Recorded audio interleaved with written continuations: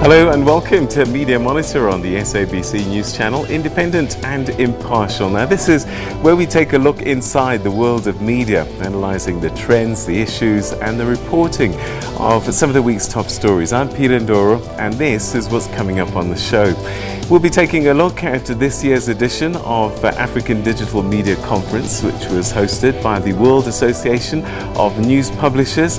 This is where we'll also zoom into harassment that female journalists in particular go through in the digital space. In other news, Tiso Black Star journalist Ranjeni Munsami received heavy backlash from Twitter users after her name was mentioned in the Zondo Commission this past week. Our regular features, of course, our international editor today. We caught up with him, actually. He's from Lusaka in Zambia. We caught up with him at this digital media conference, and he gives us his thoughts about the state of the media in the country. We'll also be taking you back in history a little later on the show, find out to when and what the story was. And please don't forget to engage with us on social media. Please use the Twitter platform using hashtag SABC Media Monitor. Hashtag SABC Media Monitor. Now, before we unpack all of these stories, let's first take a look at what's on the front pages of the Sunday newspapers. And we start with the Sunday Times, which is leading with what is looking like a behind-the-scenes deal being made between South Africa's consumer watchdog and the US motor giant Ford to end the scandal of the burning Ford Cougar. Needless to say, the owners of the burning cars are enraged as they were hoping that the company would be prosecuted and held liable for damages. State arms manufacturers, the front page of the City Press. Denel is the story there. It's alleged that the corporation blew a 250 million rand arms deal. Not only did it fail to deliver an order to Chad, despite getting 100 million rand up front, it also gave intellectual property rights of the manufacture of Caspers, which is a mine-resistant ambush-protected vehicle, to the Gupta family. The Sunday Independent, well, the lead there is about a crime intelligence slush fund that was looted, and the story goes that instead of spending the money on what they said they were going to, one of the issues was the hashtag free fees. They use the money for luxury hotels and other things like that. So not a great story there. Sunday Tribune, in the Sunday Tribune, that's reporting what appears to be shocking statements made by the chief of the Eastern Cape Parks and Tourism Agency, Vuyani Daimani, who insinuated that an Underberg teacher who was killed last week by intruders was nothing more than a domestic dispute. Well, the family of the dead teacher is livid, saying that Daimani should make a public apology. The tourism chief is refusing to speak to the media. And the Weekend Argus on Sunday is reporting the selection of a new commissioner of police in the Western Cape has hit a snag following accusations of political interference in the selection process. It appears that Major General Jeremy Veery has been excluded from the final interviews after failing to submit his qualifications with his application. All right, okay, so that's what's happening in the papers. But first, let's take a look at what's trending this morning on social media. And these are the top 5 trends. And I've got to say, these things change quite quickly. So this was a short while ago. And we start number 5, Rulani, of course, Orlando Pirates. It's always in the papers somehow. And this is an interesting one. Italy is playing Namibia right now in the World Cup. And Namibia playing bravely. But this is a tiny country, and in fact the whole population is 40-15 to Italy at the moment, but the whole population of Namibia is probably the size of one city in Italy, so they're doing great, and that's playing in the Rugby World Cup right now. But the top tweet, the top trend is that of Nsiki Mazwai, who is always sort of controversial. She can't stay out of Twitter. And today, well, what did she do? She posted this picture of herself and it looks like a harmless holiday picture, only she was topless, and sadly it just turned into a whole body shaming story. And this was what her response was to the arguments that people were making. If you have body image issues with my body, I suggest that you speak to God. Me, I adore and accept my body and my free spirit. So there you have it. I don't know why some of these things trend, but I suppose this is just how we are as human beings. Okay, so there's so much to get through on the show this morning, and helping us make sense of these stories are my guest editors, founder and managing director of Frey Intermedia, Paula Frey, and Sunday Times political journalist, Carnita Hunter. Ladies, a very good morning to you. Thanks very much for joining us. Give us a wave. There we go. There we go. All right, so we'll be chatting to them shortly.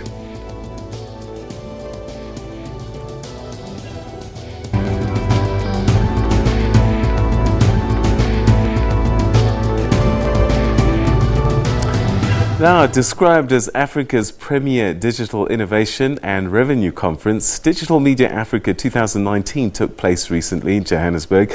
Over 200 delegates from across the continent gathered to explore digital revenue models, entrepreneurship, and the future of digital advertising.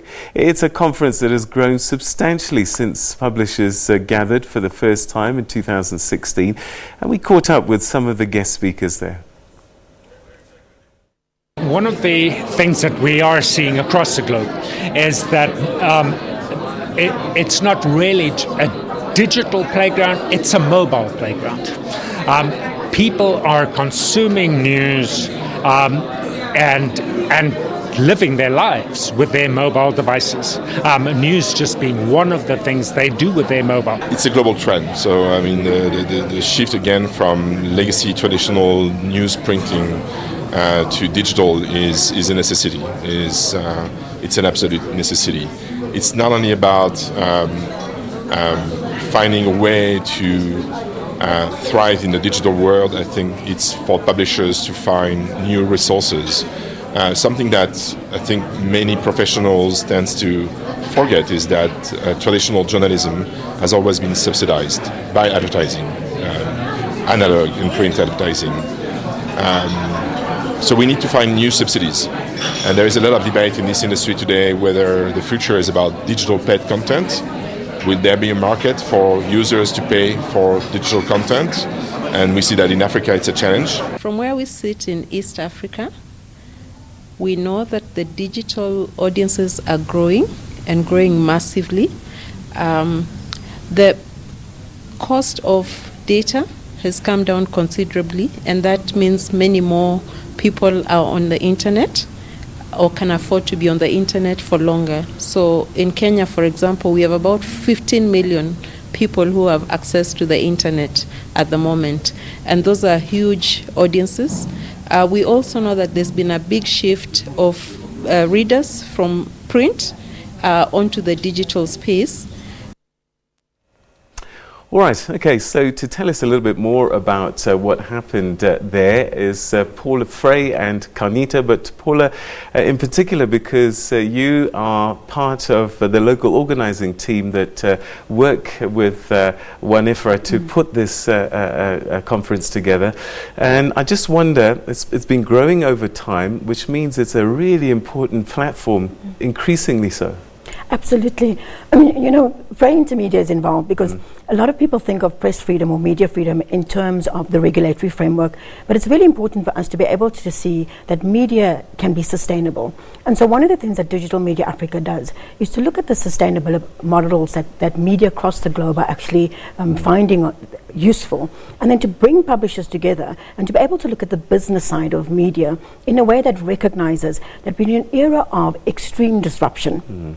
And we're still trying to find how to get people to pay for online news, right? If people are used to not paying for online news, what are the steps we need to take in order to ensure that we can actually make online news pay for itself, particularly in the kind of continued slow decline of print circulation across the globe and in great parts of Africa.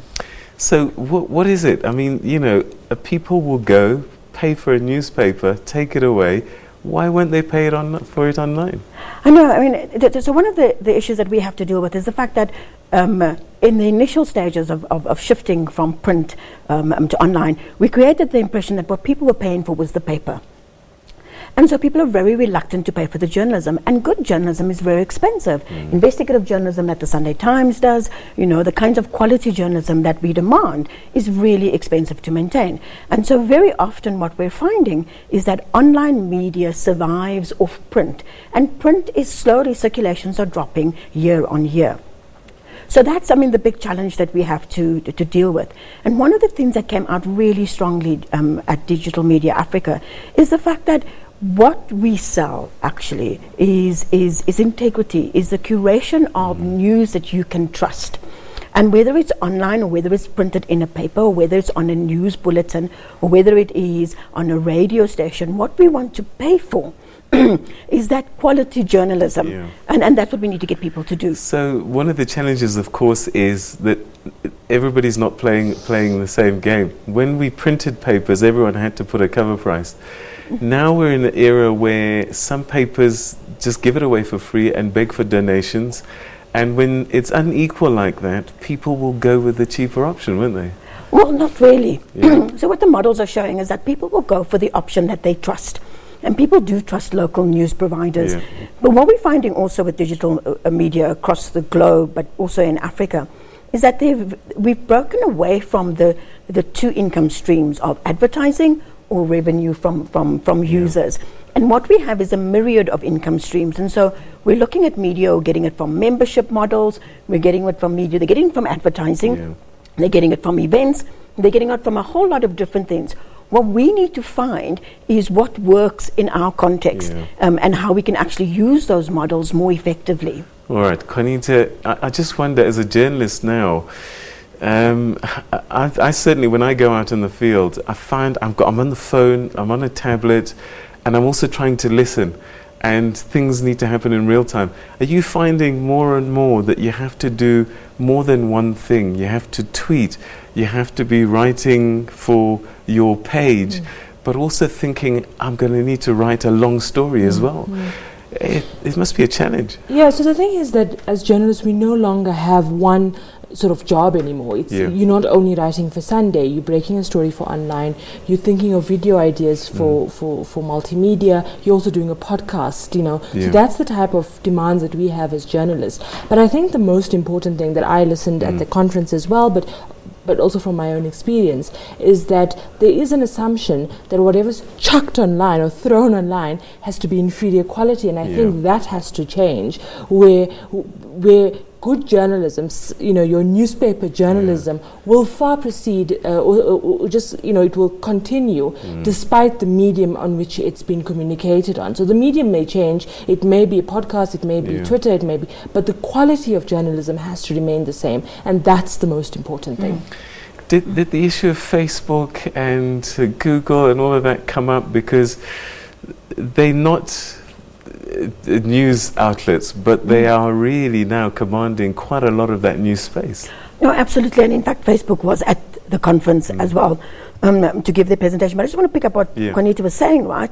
I mean, the research shows that people consume stories across multiple platforms. Right. And where you have quality journalism online, people will follow. And where you have quality journalism that engages people. So what we really are talking about is journalism that builds communities around it, where people intrinsically trust the source of the reporting, where people go to the source of reporting as a first port of call whenever the news can't be verified online. People are willing to pay for that. So Juanita is absolutely right that quality journalism is not a print-only thing. It is, in fact, the way people want to consume their stories is across multiple platforms. What else did you discuss? I know a little bit later on we're going to talk about the harassment, but there were other issues that you put on the table. Oh, absolutely. So one of the big things is just kind of being aware of what the global trends are in terms of media. And as Juanita was saying, she's a print journalist, but she's also thinking of video, and she's thinking of podcasts, and she's thinking of how she's going to be able to tell the story online. And so what the trends are showing is that there is, in fact, quite a shift towards podcasting, quite a shift towards audio, that there we had some really interesting presentations, local presentations from Jam Lab by the director there, Indra Delanarol, who was basically showing that even people who were low users of the internet were consuming video. Right. And so for print media, this is the future of our storytelling, and we need to rethink the way we tell stories and how we tell stories. One really interesting presentation that stands out for me was by Francois Nel, who showed that where you have a freer press, you are a better performer on the Human Development Index, right. You are a better performer in terms of gender equality, you are a better performer all round in terms of the social things for good. And so it kind of showed that link. When we're exploring how do we judge the success of our journalism, we can judge it by whether or not we make a profit, but there's also this growing school of thought that says we must judge it by our contribution to the democracy. Right. Okay, so I'm curious, when you're writing on these different platforms and perhaps putting up video, does your journalism change because you're thinking Twitter is younger people or Snapchat is younger people and the online is a different kind of person? Do you have that in mind when you're busy writing? Because language might change. Absolutely, and I just use the podcast that we do once a week. It's just the language there is so casual and conversational, and something you would never even put in a column in the Sunday Times.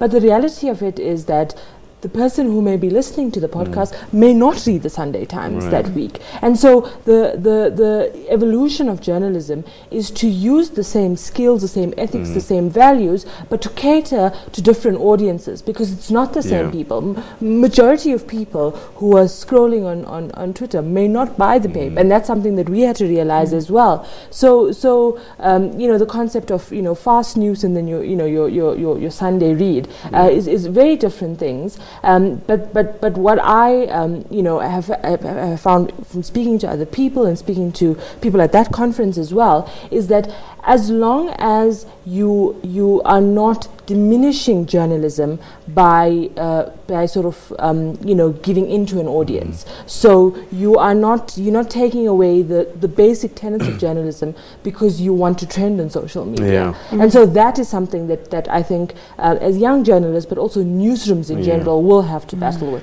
And there is this fear, and I'm seeing it more and more, is that you measure your success based on whether you're trending or not. And I'm not sure that's always a good indicator. Well, as Cornita was saying, it's a slightly different audience, isn't it? So the audience that you get on social media might not be the audience that actually buys your publication. But I think the one thing that really stands out for me is the fact that, we now know, beyond a doubt, that integrity is our currency, right? And that you cannot compromise your integrity no matter what platform you're on. And so you might change the tone and you might change the format of the delivery of the story. But the reality is that we go back to basics. Ethical journalism, accurate journalism that is verified. That's what brings people back to us. And that's what will encourage people to pay, not the number of clicks, not as trending. It's interesting. I worked for an organization overseas for some time, and one of the things that they always said to us was safeguard trust. And what the research showed was 70% of the people waited for that organization to pronounce on something. Even if we weren't first to the story, it's only when that organization said the story that they believed that it was true, and that, I guess that reinforces what you're saying. And one of the speakers, Nick Newman from the Reuters Institute for Journalism, did a presentation actually on the press trends, and people still trust traditional media more than they trust social media, but it's still alarming because 49% of people trust the media source that they use. It's lower in terms of general trusting of media in general. And then around 32% of people trust social media.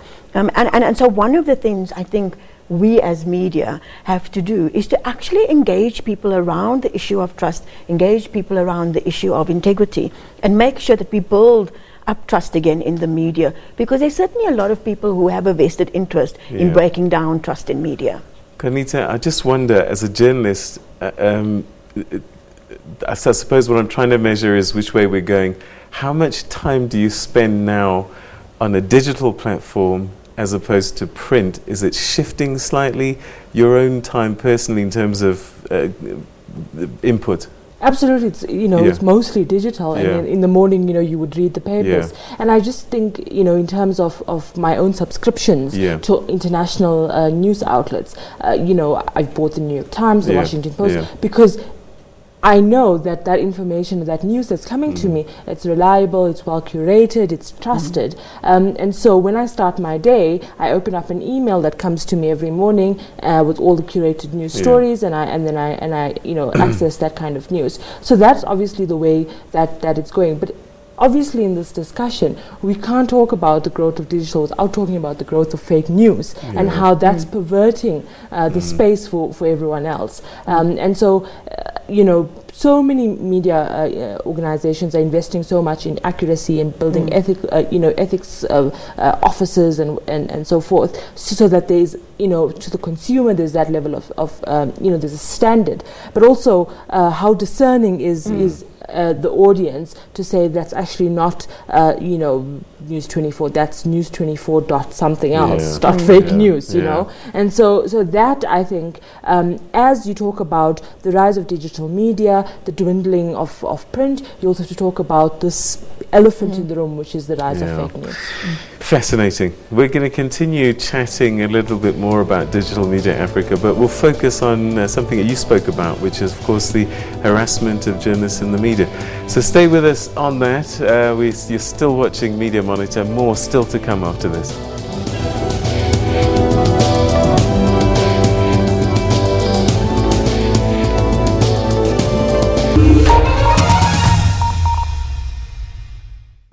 Goodness is everywhere. It's the little things you say. Please and thank you. It's happening here. So helpful. And here. Oops. And is it the perfect family breakfast? Wheat Bix. What recourse do these individuals or entities have against the public protector? Desiree, the question is how was this information acquired?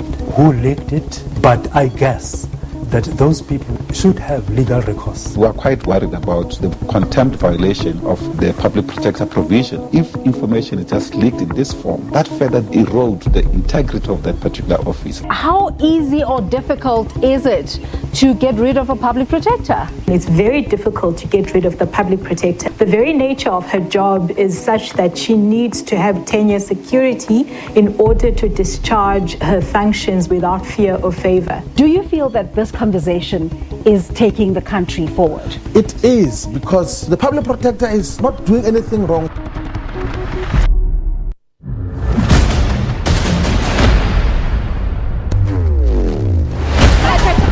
We stay on the visuals, they're busy shooting. We drove around this.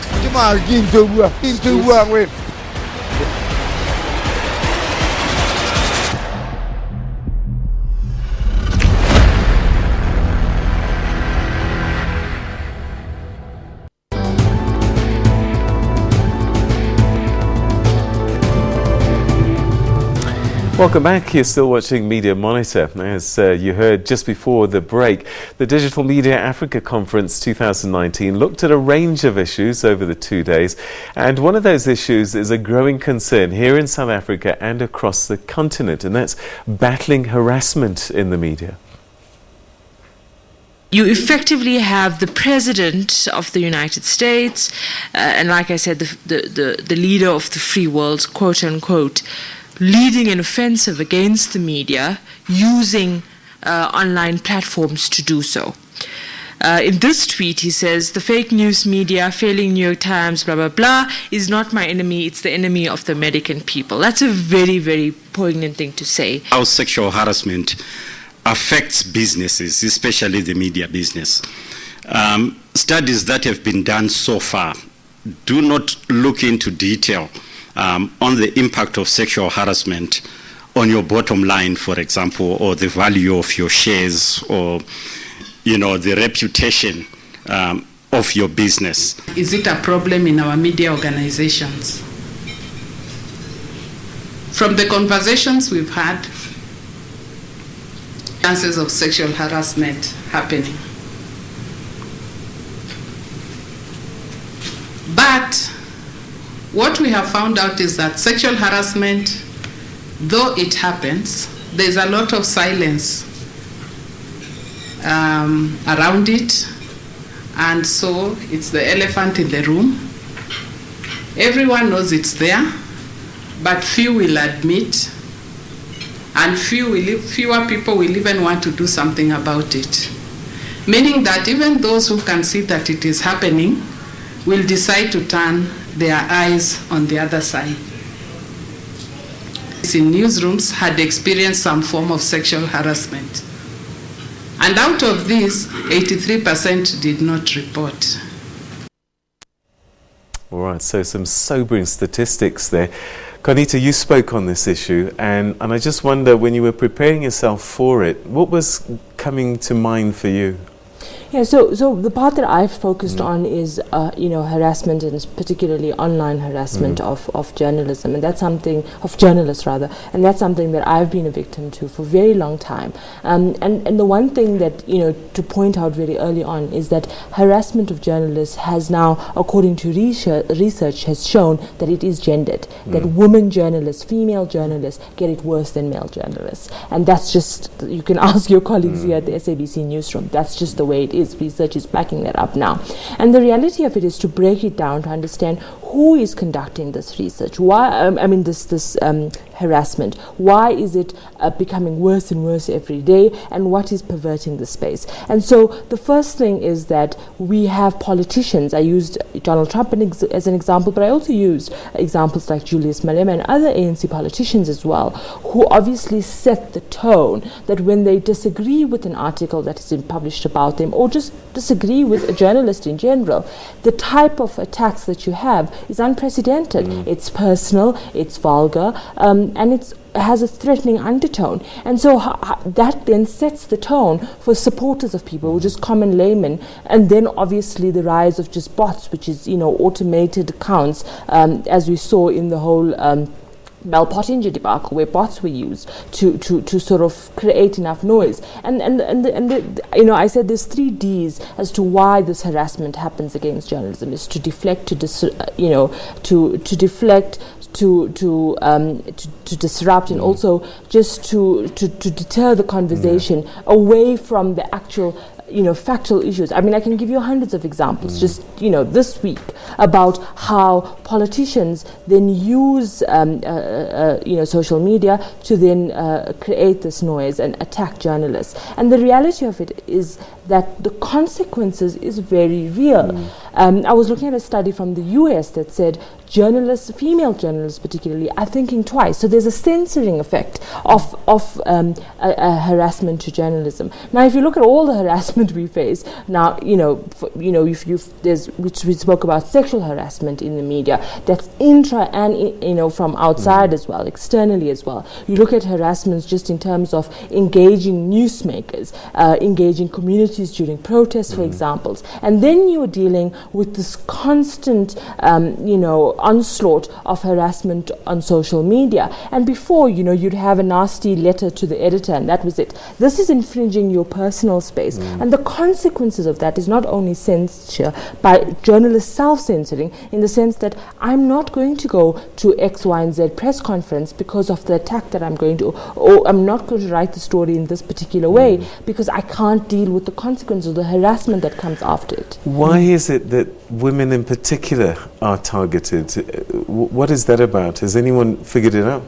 Well, I mean, it's a societal problem, and I think this is a microcosm of a bigger societal issue. But the reality of it is that women journalists are easy targets, number one. Number two is that there's this constant, if you just look at the examples of when politicians intimidate and harass journalists, I'm using politicians as an example, but they are not the only ones that intimidate journalists. It's easier to do it to a female journalist. It's easier to call out a female journalist in a press conference. It's easier to make accusations against female journalism. And that's just the nature of a patriarchal society that we live in. And the problem of the reality that leads to is that not only are you facing this type of threat online, is that there is a real danger that this will manifest in real life. And we've heard examples of that when X person intimidates and attacks a journalist on social media, that person is vulnerable to real danger and real threat when she's out in the field. And so that is the consequence of that. And also, I think that the nature of this industry is that the nature of journalism is that women are becoming, women are more and more at the forefront, and it was not the case before. And so it's almost as if women, when people are newsmakers are investigated by a female journalist, it's almost as, who are you? How dare you? And so that's a broader conversation of patriarchy that we need to confront really head on, and look at the type of attacks against so many journalists. And the biggest examples of harassments and threats have been against female journalists in South Africa, and it seems as if it's the trend not only across the continent, but research from the States is saying the same thing. And not only is it a real issue in terms of journalists saying, okay, I'm not going to report on that, even if it's just subconsciously, and the threats, the physical threats, but also it creates an imbalance now where journalists are looking out for themselves first before self-censoring. And it's just okay. And then just before I turn to you, Paula, what about in the newsroom? Is there harassment again, and what's the nature of the harassment that women face? So the presentations by my colleagues who was talking about the type of sexual harassment in newsrooms, and they were saying that a lot of people don't come forward with it happens, it's prevalent, but people don't come and people don't talk about it. And again, this is indicative of a broader society issue. But for me, what is important is that you have to create an atmosphere in newsrooms to allow a mental hygiene. So we're talking about mental illness. We're talking about the consequences of this harassment on journalism, not only on their work, but also on their person. And that is most important. Because, in the past there has been this assumption that you either burn out and leave the industry, or, alcoholism or whatever it may be. But it's 2019. We need to give journalists the tools as we engage with social media, as we engage with people more intimately than we did before, to give them the tools to safeguard themselves and safeguard their person. All right. Paul, it's such a big issue that it became something you put on the table there. Absolutely. What Benita's saying is absolutely true. What's happened is the weaponization of social media, and so and a definite attempt to actually stifle the voices of particularly women journalists. And it's not that male journalists aren't also having harassment, but against women there is a particular sexual tone towards the harassment, and it often manifests in body shaming, slut shaming, just generally kind of attacking women in a very, very sexual nature, and often going offline also. And so one of the things that we want people to be able to recognize is that social media is being weaponized, and we do need to take action almost immediately, and also hold those platforms accountable, because very often people will complain to Twitter, or they'll complain to Facebook and be told it doesn't actually transgress our rules of engagement, when in fact it's quite clear that somebody is being targeted in a very, very systematic way. When it comes to sexual harassment, both in the newsroom but also journalists going out, one of the things that WAN IFA is trying to do through the Women in News program is to be able to identify the presence of women in the media. So when we talk about women's voices, how many women are quoted, how often women are quoted, what they're quoted in connection with, whether they're quoted on serious hard topics, or whether they're presented in a particular framework. So that's one component that the Women in News program is looking at. And then the issue of sexual harassment is to recognize what it actually is in the newsroom. And so often women are dismissed when they make complaints as, it's mild flirting, he didn't mean anything by it, you're being overly sensitive, you're being too feminist, etc. But in fact, sexual harassment is more than simply kind of bantering. There's a real power dynamic at play, and we need to be able to recognize it. And so part of the process is to be able to go into newsrooms and to make sure that people understand what sexual harassment is, and then for them to put in place policies that if someone actually has an issue of sexual harassment, that there's an actual process that gets followed, and it gets taken seriously. Right. And perhaps finally, if you can answer this one quite quickly. I've always been curious about this. There was a time where male-female soldiers were deployed differently based on the danger levels. And I wonder if there's something that you experience as a female journalist where they say, this story is not safe for a woman. And where should we be when we're making decisions like this? I haven't seen it recently, but at the onset of my career, I remember there was a story in the Eastern Cape where I was told it's not suitable for a female. And obviously this enraged me because, you know, we cannot be having this type of discrimination. But what you can do is not send a journalist out, but empower her with the type of security and the type of tools that will be able to safeguard herself in the instances of attacks and incident danger. The reality is, if you look at the coverage of protests, there's so many female journalists at the forefront, even just covering the xenophobic attacks. There were so many female journalists. The reality of it is that women journalists just need to have the right tools by their news organizations, the right level of support, the right level of therapy if they need it afterwards, so that they're able to do their job without fear or favor. All right, okay. Ladies, we're going to take another break. There's so much still to get through, and we'll get through those right after this.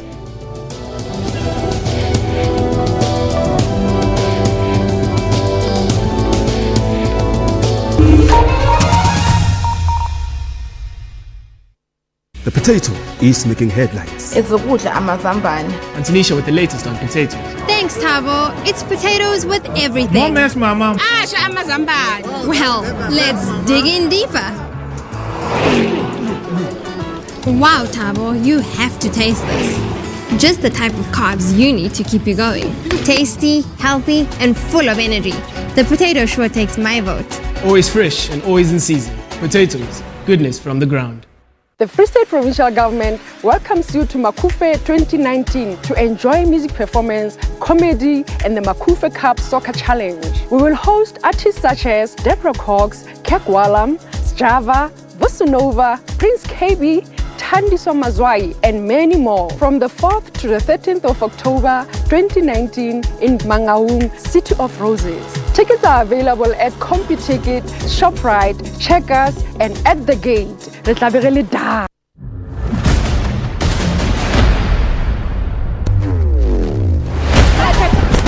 on the visuals, they're busy shooting. We drove around this.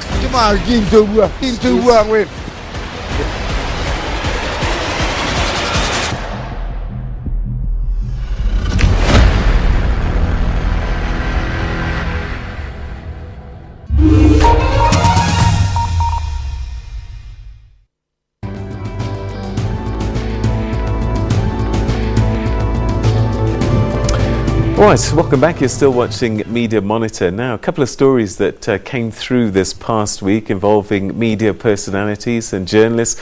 TISA Black Star Associate Editor Ranjani Munsami was implicated at the Commission of Inquiry into State Capture this past week.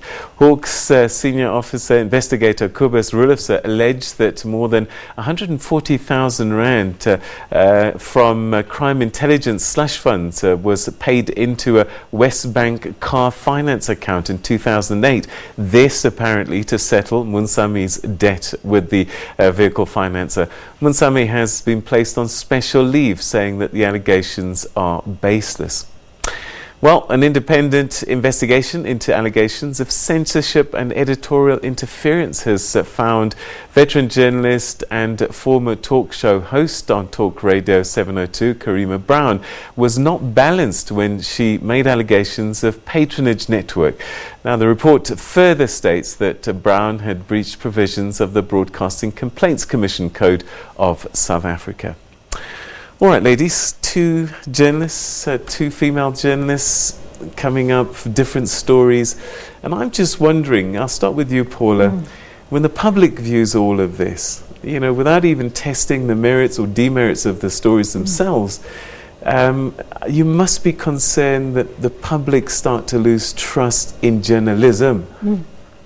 Then I probably would start off by just kind of restating them, not as two female journalists, but as two political reporters and columnists. And to say, yes, these debates do have an impact on the way the public views us. And in both of these cases, there are processes in place that are currently underway, and that's quite essential. But if you kind of go back to our initial discussions from Digital Media Africa, I mean, one of the things that we're really talking about is our integrity and the public's trust in the media. I think it's really important that we follow these processes through to the conclusion, and that the public can see that the media also are open to self-reflection, and that are able to actually examine themselves quite honestly in terms of the way we conduct our profession. One of the things that the South African National Editors Forum is doing, for example, has set up a commission of inquiry, or an inquiry into media integrity and ethics that is being overseen by retired Judge Kathleen Satchwell. And basically calling on members of the public who might have any knowledge of or evidence of unethical behavior to be able to speak to them. So I think those processes are really important. And I think these two examples are just one of a myriad of stories that have come up in the past few weeks, whether it's journalists who are doing public relations and doing journalism at the same time, you know, how we conduct ourselves in terms of our sources, how we conduct ourselves in terms of getting information. All of those things are really, really important as a process of self-reflection. But I do want to say that there is also a deliberate effort to also undermine trust in the media, because without the media you would not have had a Zondo Commission. Without the media you would not have had, even if you look at today's papers, there are a number of investigations in there that the public would never have known about without good journalism. And so I think that this process of self-reflection is important, but we also need to be mindful of a deliberate effort to undermine credibility in media because of what the media does. Carnita, when you see these stories playing out, as a journalist yourself, how does it make you feel? Are you starting to be more cautious about the words you use, the approach that you take on a story? Does it affect you in any way?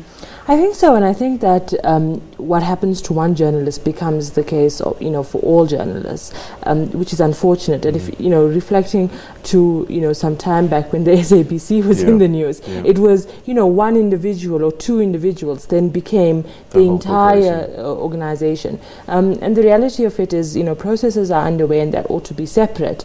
But it's all journalists or all political journalists are then painted in the same brush. And again, I will use my feminist card to say, it's worse for female journalists, because then you almost seen as one homogeneous, block, and all, if something happens to one, it's everyone. And I think that what media houses will now have to do going forward, and especially editors, will have to create an environment where you have to take the public in your confidence. And if you saw both stories that you cited this week, the media houses were at pains to then explain processes and explain entire systems, so that because the public is so aware and alert of this this kind of noise that's happening, you have to then be very specific and explain.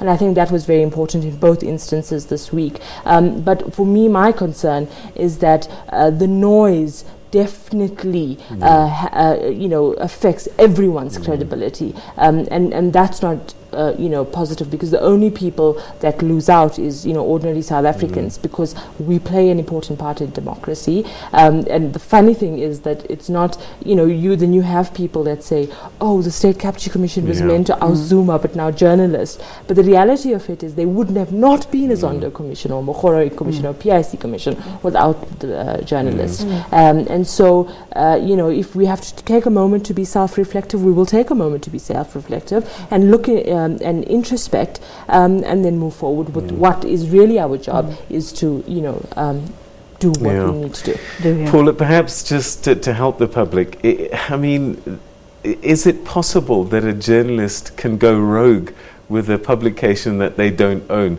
I mean, we hear about brown envelopes and so on and so forth.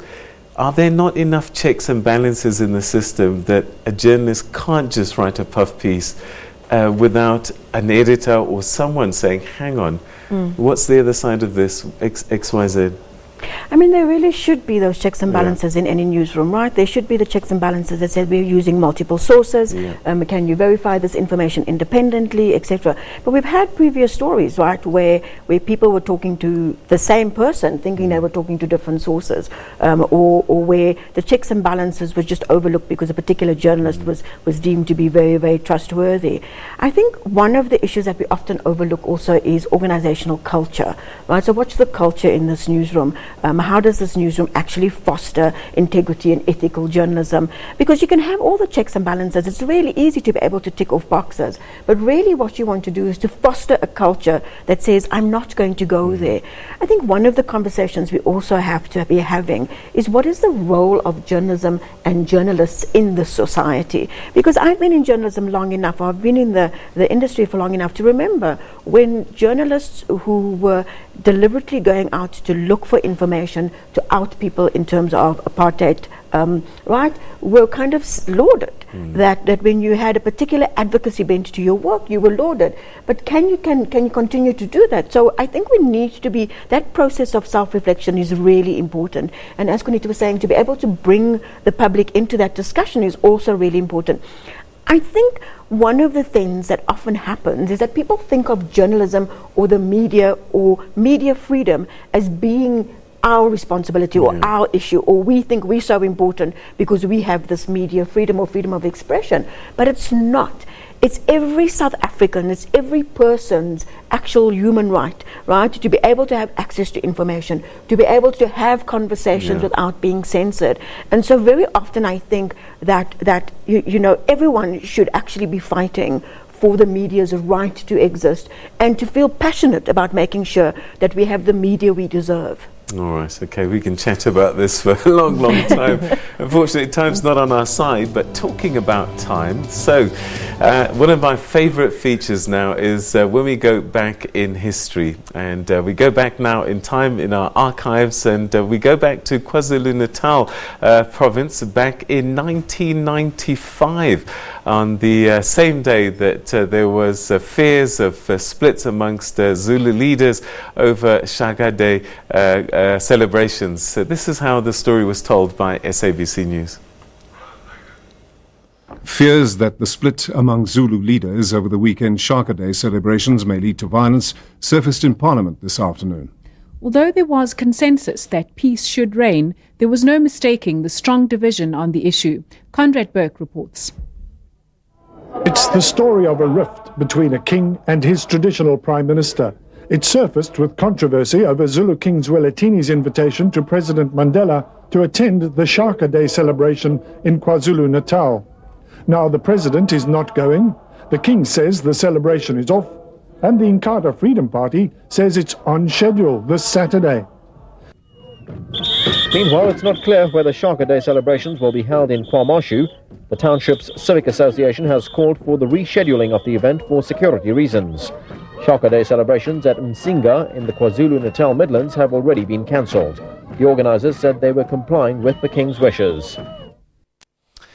There you go, taking you back in time. And don't forget, if there's a year or a story that you remember that you think that we might all benefit, please give us a clue and we'll try and find it in our news archives. It was great going back in time there. Adrian Steed and Kanye Blomumkize all those years ago. All right, so we're going to take a quick break, and when we come back, we will take a look at our newspapers.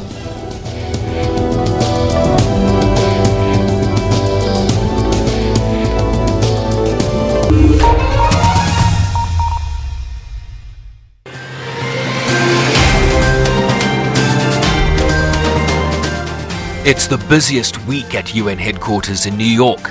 193 delegations, heads of state and government, thousands of diplomats, journalists and security personnel. The candidate of Africa had been elected to lead the 74th session of the General Assembly. For the annual high-level debate, meetings on universal health coverage, the implementation of the Sustainable Development Goals, financing for development and a climate action summit to rally the world's ambition. Preventing irreversible climate disruption is the race of our lives and for our lives. It is a race we can and must win. The SABC Foreign Desk will bring you comprehensive coverage of UNGA 74. SABC News, independent and impartial.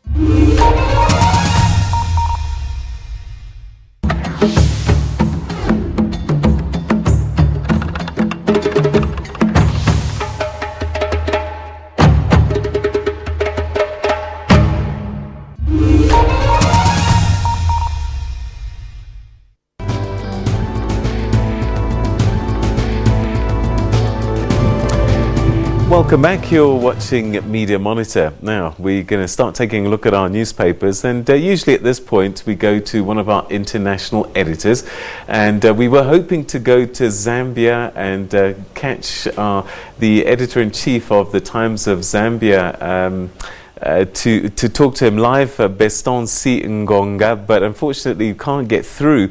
But luckily we did catch up with him at Digital Media Africa 2019, and this is what he told us about the state of news in Zambia. The state of journalism in Zambia is more advanced in terms of comparison with other states. The media has developed in the past years. We have a full-fledged media, both electronic and print media, and the journalists themselves are organized, and they're doing a good job for the nation.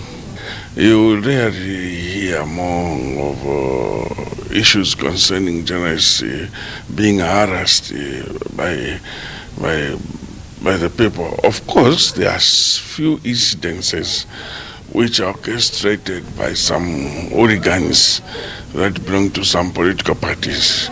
Of course, those things happen, and just recently we had some colleagues from the Zambia Daily Mail who were attacked at one of the rallies for the opposition. All right, so that was Beston Ngonga, who's the editor-in-chief of the Times of Zambia, government-owned paper, and he was speaking to us at Digital Media Africa 2019. All right, let's come back home and let's take a look at the newspapers here in South Africa. Conita, let's talk about your newspaper, the Sunday Times, front page story. Quite interesting that a consumer story was on the front page. Yes. As a political reporter, that's not what we like. But I mean, it's a very important story. Something that we forgot about, really, about the whole Ford Cougar debacle, where the cars were blowing and the Ford recalled those cars, and now it seems that our National Consumer Commission, who's supposed to be on the side of the consumer, is sort of making some sort of back deal with Ford, and obviously this is an important story because ordinary people were affected, and the watchdog is meant to be on the side of the consumer, but now it appears to be making backdoor deals with big multinational company, and so I think that sometimes in the noise of politics it's good to have stories that are just affecting the ordinary person, and so I think that's a lot of people will be upset that a lot of people who are affected by the whole Ford Cougar debacle will be upset that their interests are not being placed first. I'm sure if we keep it on the front pages that they might have a change of heart there. Paula, you're interested in the columns that were written. So for me, really, Sunday newspapers are investigative journalism and opinion. And this week we've got quite a nice spread of opinion in the various papers. I really did like the column by Tembuso Putekele in the Sunday Independent, basically saying that we need to hold journalists to the same standards that we hold politicians and hold them to account. But there's some really nice ones also in both the Sunday Times and in the City Press. But in the City Press, the one that really stands out, I mean, I think the big issue this week, quite frankly, was the Constitutional Court's decision that spanking was no longer legal. And I expected to see more stories actually about it in the paper, because certainly people were talking about it. But there's a really nice and interesting column in the City Press, basically saying, our response to the Constitutional Court's judgment says a lot about us as a society. And quite coincidentally, there are other stories in both columns in both newspapers talking about how violent we are as South Africans. So I think maybe the two are connected. Ladies, unfortunately we run out of time. We always get to that point where just as we're getting into something we have to go. But thanks so much indeed. You've been great. Loved your insights, and let's hope that our audience enjoyed it as well. So much so that we hope that you'll join us again next week at the same time. Thanks so much indeed for watching Media Monitor. Have a lovely week ahead, and don't forget to dress up on Heritage Day in particular. Have a good one, everybody. Bye-bye.